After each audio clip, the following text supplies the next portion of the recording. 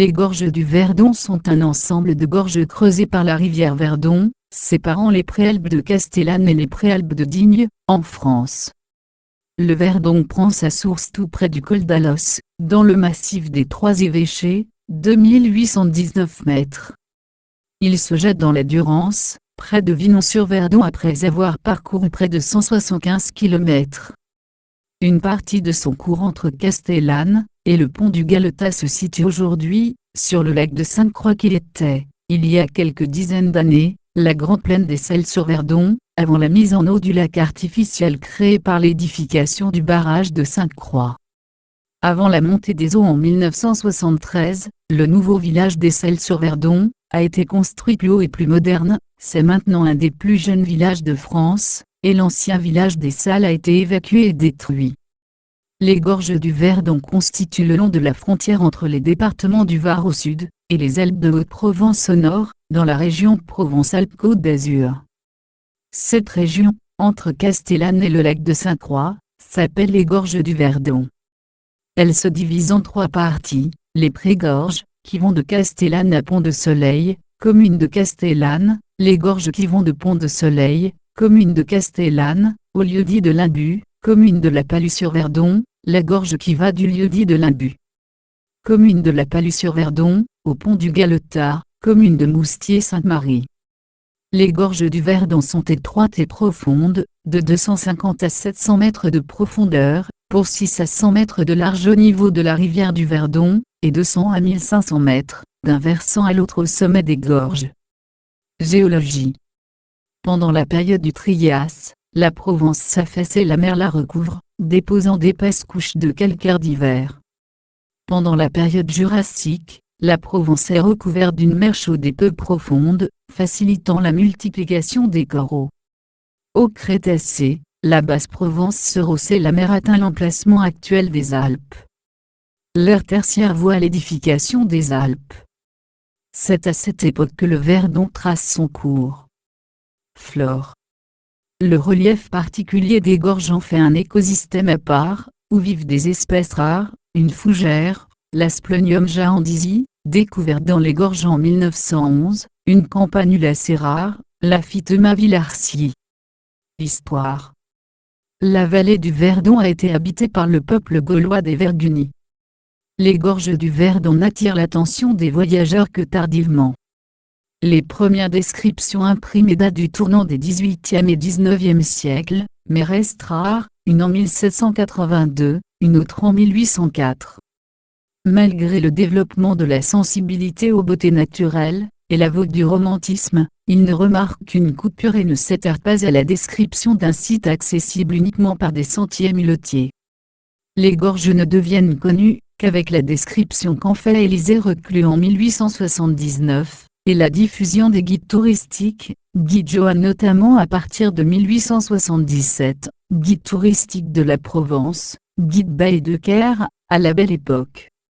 Les gorges sont cartographiées par les Cassini, année 1770, et les ingénieurs géographes du Roi, en 1778. C'est Édouard Alfred Martel, qui dirige la première expédition à descendre de bout en bout les gorges du Verdon, voire Sentier Martel, l'expression de canyon est d'ailleurs de lui. Le tourisme se développe lentement. Dans les années 1880-1900, la route est malaisée et dangereuse, les infrastructures, hôtels, restaurants, routes, sentiers, sont rares et peu confortables. De plus, le principal moyen de transport de l'époque, le chemin de fer, s'arrête à Saint-André-les-Alpes, ce qui oblige à louer des voitures pour venir voir les gorges. Dans les années 1890, et jusqu'aux années 1920, des projets de retenue rendant les gorges navigables voient le jour. Le premier aménagement date de 1906, le Touring Club de France, TCF, trace un sentier qui permet de descendre dans les gorges. Le premier essor touristique des gorges date de la fin des années 1920, et des années 1930, sous l'impulsion du TCF, campagne de presse à partir de 1928, voyages de découverte, reportages diffusés au cinéma, visites de journalistes britanniques. Cette promotion est complétée par de nouveaux travaux en 1929 et 1930, amélioration de la viabilité de la route, à l'initiative et en partie sur les fonds du TCF, aménagement de belvédères, dont le Point Sublime, incitation aux compagnies de transport locales pour multiplier les dessertes, aménagement de nouveaux sentiers inaugurés. En juin 1930, enfin création du refuge de Malines en 1936. Ces efforts attirent quelques milliers de touristes chaque année. Le site est devenu un site naturel protégé depuis le 7 mai 1990. Les barrages hydroélectriques. Entre 1929 et 1975, 5 barrages ont été édifiés sur le cours du Verdon, entre Saint-André-les-Alpes et Grès-les-Bains. Ces barrages correspondent à autant de retenues d'eau: lac de Castillon avec engloutissement du village du même nom, retenue de Chaudanne, lac de Sainte-Croix avec engloutissement du village d'Esselles-sur-Verdon, du pont romain dit pont d'Éguines, du pont de Garubier et de la résurgence Fontaine-l'Évêque à Bauduan. C'est l'un des plus grands lacs artificiels de France, retenue de Quinçon, parfois improprement nommé lac de Montpezat, du nom du village qui la domine, lac d'Esparon. Chronologie. 1929, début des travaux du barrage de Castillon. 1932, interruption des travaux. 1936, incendie qui endommage les structures. 1948, fin des travaux du barrage de Castillon. 1951, fin des travaux du barrage de Chaudanne. 1967, fin des travaux du barrage de Gréoux. 1973, mise en eau du barrage de Sainte-Croix. 1973, reconstruction du village d'Esselles-sur-Verdon. 1974, mise en production de l'usine électrique de Sainte-Croix. 1975, mise en eau du barrage de Quinçon. Point remarquable. Le Styx du Verdon. Le Styx du Verdon, nommé ainsi par référence au Styx de la mythologie grecque, est une sorte de mini-canyon dans le canyon. L'imbu est un passage resserré par où le Verdon disparaît sous terre, sous un énorme chaos rocheux. Ambu signifie entonnoir en occitan provençal. Activité. Les gorges du Verdon attirent de nombreux touristes, surtout pendant la période estivale. Le parc naturel régional.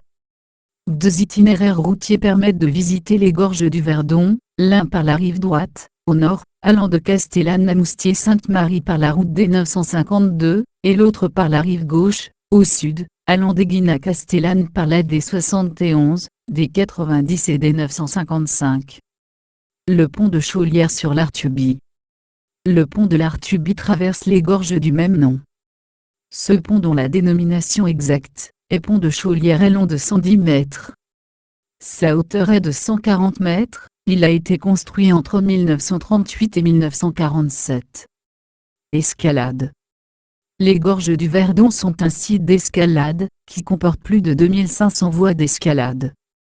L'escalade dans les gorges débute à l'été 1968, avec l'ouverture en 4 jours de la grande voie Les Enragés, dénivelé 300 mètres, difficulté 6B+, par 4 grimpeurs dont Patrick Cordier, puis de la demande en 1968, dénivelé 320 mètres, difficulté 6A, avec François Billot. La pratique se développe surtout, dans les années 1980, avec l'essor de l'escalade sportive en France, et l'équipement permanent de nombreuses voies. L'escalade dans les gorges est médiatisée dans la presse spécialisée et révélée au grand public dans des documentaires, comme ceux de Jean-Paul Janssen, au Verdon, 1980, qui présente le grimpeur Patrick Béraud, et Opéra Vertical, 1982, qui révèle le grimpeur Patrick Edlinger.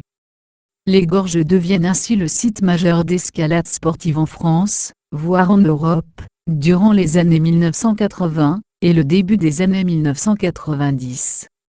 La fréquentation du site diminue ultérieurement, avec la mode pour d'autres styles d'escalade, voies courtes, hiver, et l'essor d'autres sites en France, Buhout, Séuz, et en Europe, falaises espagnoles.